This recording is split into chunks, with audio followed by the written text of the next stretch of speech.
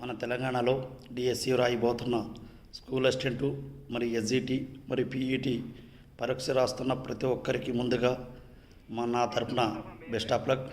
మీరు ఎంతో కష్టపడి చదువుకొని మీ శ్రమకు ఫలితం దక్కబోతున్న రోజులు వస్తున్నాయి కాబట్టి మీ తల్లిదండ్రులకు మీ గ్రామానికి మంచి పేరు తేవాలని కోరుకుంటున్నాను.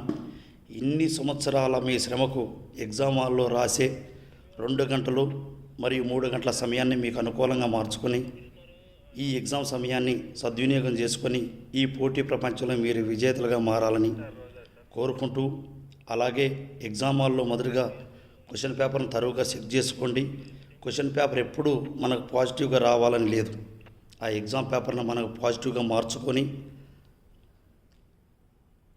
ఎగ్జామ్ పేపర్ను మనకు అనుకూలంగా మార్చుకోవాల్సిన అవసరం మనకుంది. ఎందుకంటే ఎన్నో సంవత్సరాలు కష్టపడి చదువుకొని మనం ఈరోజు ఎగ్జామ్ రాస్తున్నామంటే ఈ 2 గంటల సమయాన్ని వినియోగించుకొని సక్సెస్ అవుతేనే మనం చదువుకున్న చదువుకి విలువ ఉంటుంది. మన తల్లిదండ్రులు ఎంతో కష్టపడి మన ఈ స్థాయికి తీసుకొచ్చారు. వారిని కనుక మనం ఉన్నతమైన స్థానాల్లో ఉంచాలి అంటే మనం ఈ ఎగ్జామ్లో మన ప్రతిభ చూపిస్తేనే సక్సెస్ అవుతాము.